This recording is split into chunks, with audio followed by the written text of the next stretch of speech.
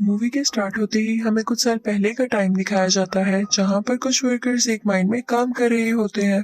उन पर नजर रखने के लिए एक डॉक्टर भी वहाँ पर होता है जिसे एक आदमी बताता है कि काम के दौरान वर्कर्स को यहाँ पर कुछ रेडिएशंस यानी शुआएं महसूस हुई और उन्हें लगा कि शायद यहाँ पर यूरेनियम है और वो बहुत खुश हो गए। उन्होंने बड़ी बड़ी मशीनरीज यहाँ पर मंगवा ली और काम शुरू कर दिया कि देखते ही देखते काम के दौरान वो जमीन अंदर घुसने लगती है यानी एक कार में जाने लगती है। तो डॉक्टर अपनी टीम को लेकर उस केव के अंदर जाते हैं यानी जमीन के नीचे। तो वहाँ पर उन्हें एक बहुत बड़े जानवर का स्केलेटन मिलता है यानी ढांचा। जब डॉक्टर उस पर गौर करते हैं तो उन्हें पता चलता है कि ये कोई स्केलेटन नहीं है बल्कि वाकई में एक बहुत बड़ा जानवर है जो यहाँ पर सो रहा था और रोशनी पड़ने पर ये जिंदा हो गया था। और फिर हमें ये दिखाया गया कि वो जानवर केव से निकलकर समंदर की तरफ चला गया था। दूसरी तरफ जापान में हमें एक साइंटिस्ट दिखाया जाता है जो कि फोन पर किसी से बात कर रहा था कि जिस जगह से वो जानवर निकला था वहाँ से अर्थक्वेक होता यहाँ तक आ रहा है। उसका उस जगह पर एक प्लांट होता है। वो कहता है कि अगर ऐसे ही चलता रहा तो मुझे तो अपना प्लांट खत्म करना पड़ेगा। तभी उसकी वाइफ आती है और वो अपनी वाइफ और अपने बेटे फोर्ड को लेकर वहाँ से चला जाता है।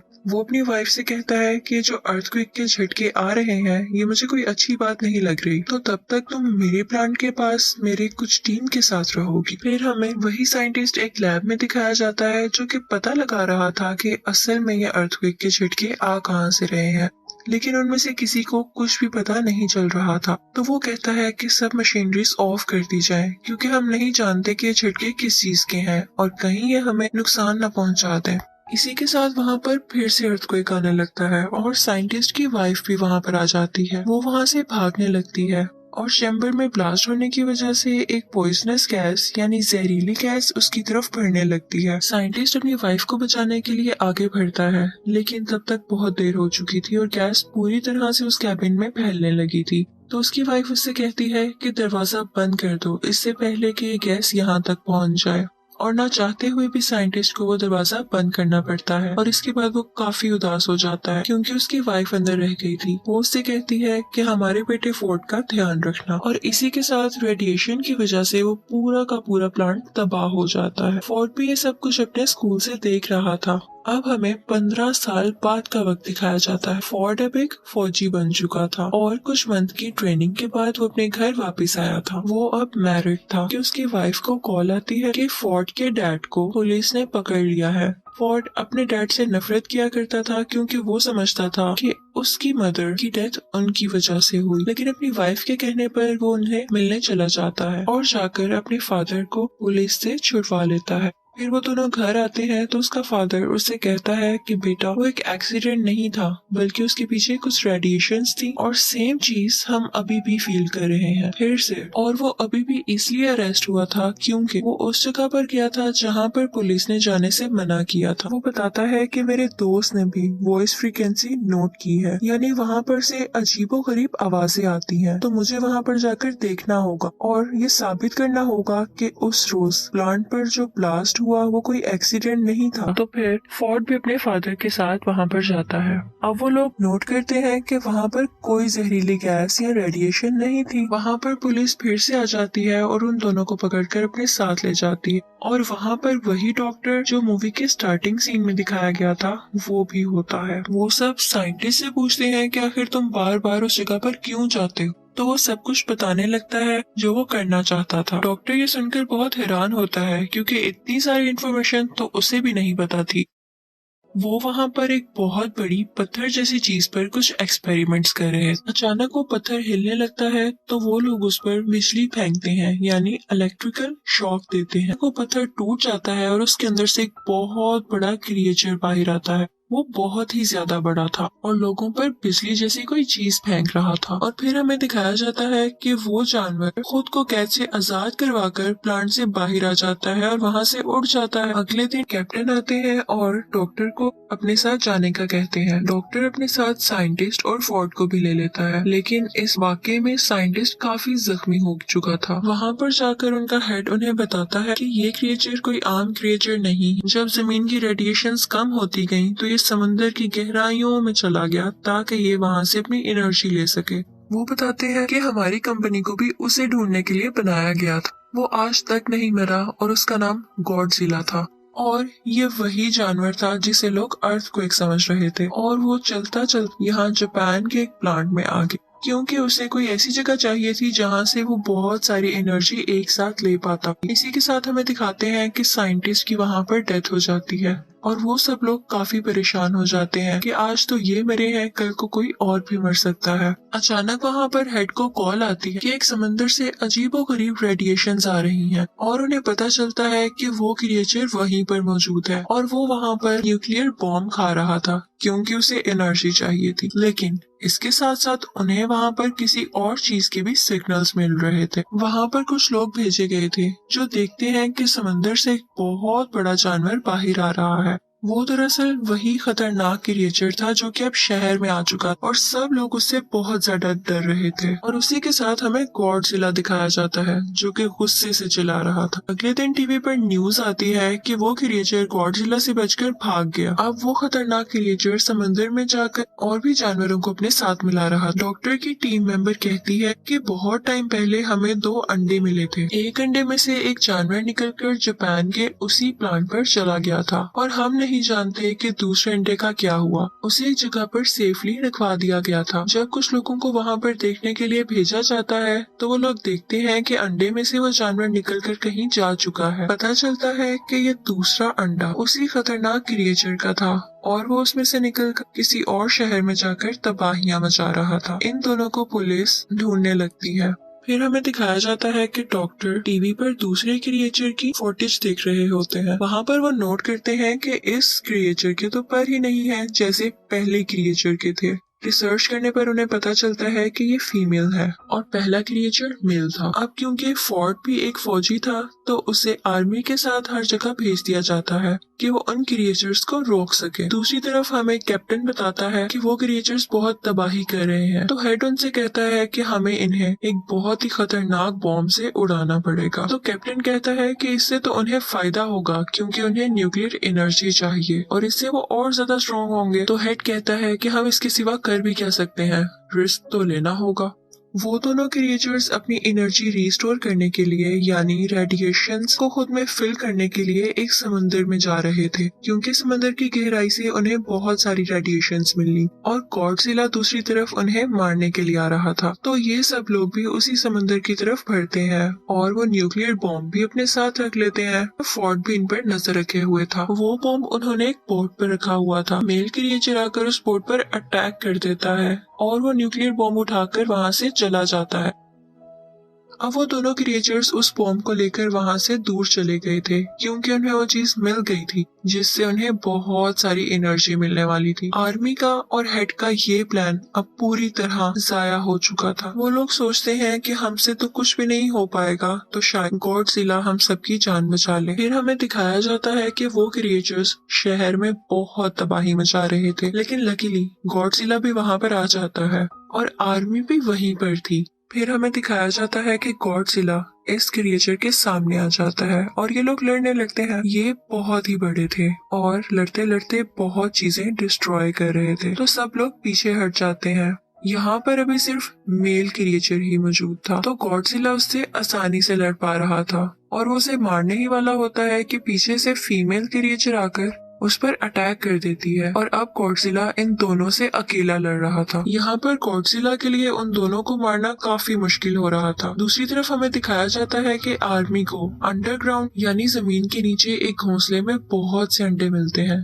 जो कि फीमेल क्रिएचर ने दिए थे और गॉडजिला के लिए उनको हराना काफी मुश्किल हो जाता। आर्मी वहाँ पर एक बॉम्ब पर टाइमर लगाकर बाहर आ जाती है और जल्द ही वो बॉम्ब ब्लास्ट हो जाता है और सब के सब अंडे उसमें हट जाते हैं। जब मेल और फीमेल दोनों क्रिएचर ये देखते हैं तो उन्हें अपने अंडों की फिक्र होने लगती है और वो दोनों गॉडजिला को छोड़कर उस तरफ भागते हैं। अब उस धमाके से गॉडजिला को ये फायदा हुआ कि उस धमाके की रेडिएशंस गॉडजिला में एनर्जी की तरह जाने लगी और उसने वही एनर्जी यूज कर अपने मुंह से उन दोनों क्रिएचर्स पर फेंकी और अब गॉडजिला काफी स्ट्रॉन्ग हो चुका था और वो दोनों क्रिएचर्स से पूरी ताकत से लड़ रहा था। और यहाँ पर गॉडजिला मेल क्रिएचर को मार देता है। तो ये देखते हुए फीमेल क्रिएचर को काफी गुस्सा आता है और उसे इस बात का भी गुस्सा था कि आर्मी ने उसके अंडों को मार दिया। तो वो फोर्ट की तरफ बढ़ती है, लेकिन गॉडजिला उसे पीछे से आकर पकड़ता है और उसका मुंह खोलकर अपने मुंह से सारी की सारी रेडिएशंस उसके अंदर डाल देता है,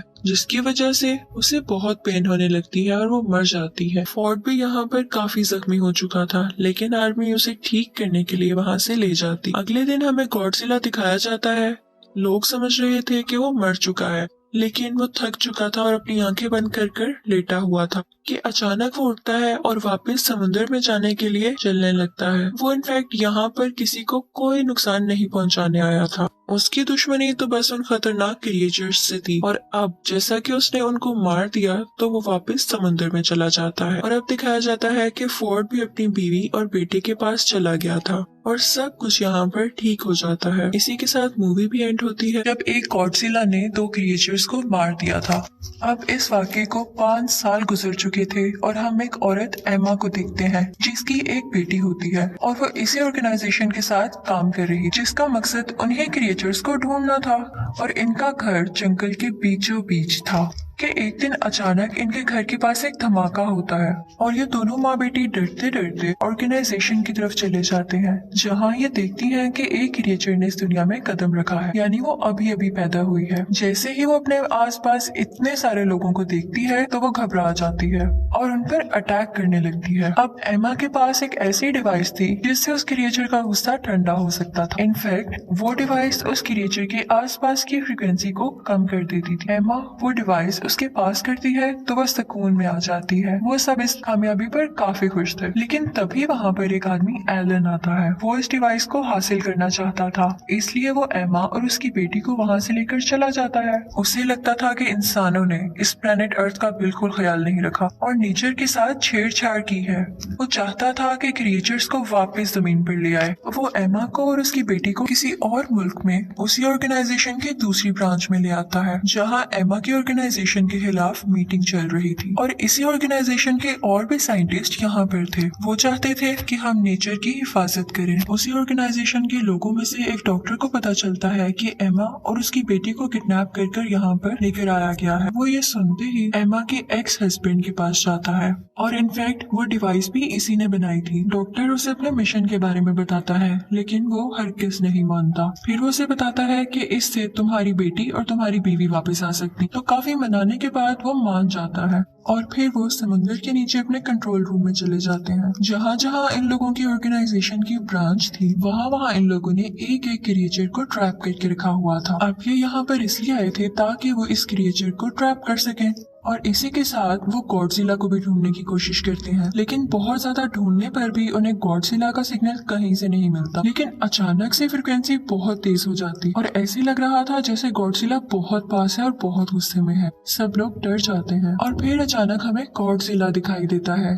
जो कि समुद्र में ही था और उनकी तरफ बढ़ रहा था। वो वहाँ पर लगे हुए शीशे को जोर जोर से तोड़ने लगता है। इनफैक्ट गॉडजिला समुद्र से ही हर मुल्क में जाया करता था जब उसे लगता था कि वहाँ पर कोई डेंजरस क्रिएचर है। अब वो अंटार्कटिका जाता है उसी क्रिएचर को ढूंढने के लिए। इन सब को भी पता चल जाता है कि गॉडजिला का वहाँ जाने के पीछे क्या पर्पस है, यानी वो वहाँ क्यों जाना चाहता है, तो इसलिए वो लोग भी उसका पीछा करते हैं। लेकिन जैसे ही वो वहाँ पहुँचता है तो हम देखते हैं कि वहाँ पर एक बहुत खौफनाक ड्रैगन है जिसके 3 सर हैं और उसे किंग अरोरा कहते हैं। लेकिन इस ऑर्गेनाइजेशन ने उसे सुला कर रखा हुआ था और वो भी एक्टिव नहीं था। गॉडजिला की इसके साथ काफी दुश्मनी थी और गॉडजिला अक्सर आया करता था इसे देखने के लिए ताकि वो इससे लड़ सके। अब जब डॉक्टर वहाँ पर एमा को बचाने के लिए जाता है तो वो ये देखकर हैरान रह जाता है कि एमा भी एलन के साथ मिली हुई है। वो सारे प्लान के बाद यहाँ लाई गई थी ताकि वो उस ड्रैगन को जगा सके। वो अपने एक्स हस्बैंड और डॉक्टर के साथ जाने से इनकार कर देती है और जाते जाते उस ड्रैगन की दीवार को तोड़ देती है और वो अब एक्टिव हो चुका था और पूरी तरह से बाहर आ चुका था। गॉडजिला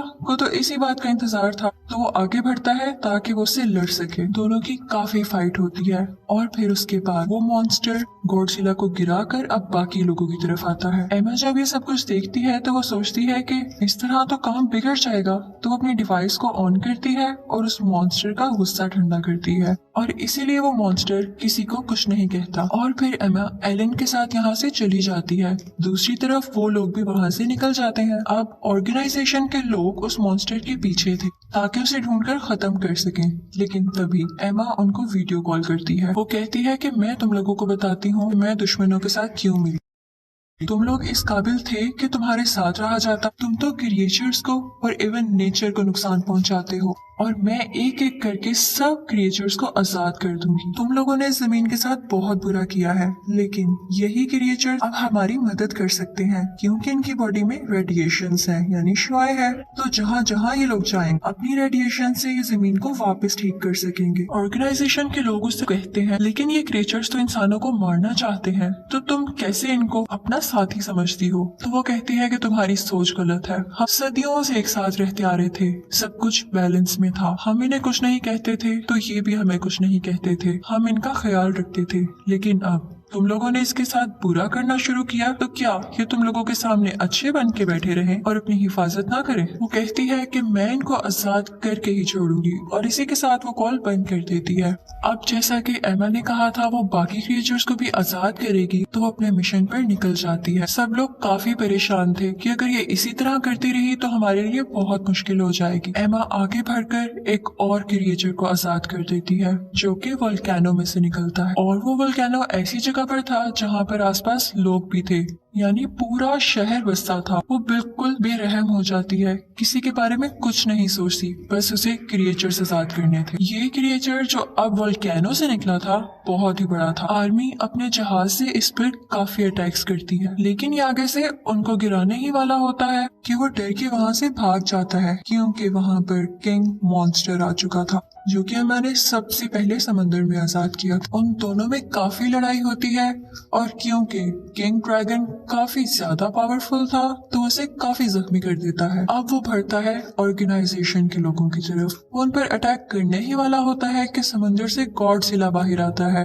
और उल्टा उस पर अटैक कर देता है। गॉडजिला उसके 3 सर में से एक सर उतारकर फेंक देता है। दोनों में काफी ज्यादा लड़ाई होती है और ये लड़ाई रुकने का नाम ही नहीं ले रही थी। हर तरफ तबाही मच जाती है और लोग भी काफी डरे हुए थे, लेकिन उन्हें गॉडजिला पर यकीन था कि उसी वक्त ऑर्गेनाइजेशन को आर्मी बताती है कि जब वॉर हो रही थी तो हम लोगों ने एक मिसाइल बनाया था और उस मिसाइल का काम ये था कि 2 माइल तक आसपास जितनी भी चीजें जितने भी लोग होंगे वो उसको ब्लास्ट कर देगा और हम वही मिसाइल शूट करने वाले हैं ताकि ये क्रिएचर मारा जा सके और इसी के साथ हमें गॉडजिला को मारना भी मजबूरी है। वो उनसे कहते हैं कि तुम लोग यहाँ से दूर चले जाओ और वो वहाँ से काफी दूर चले जाते हैं।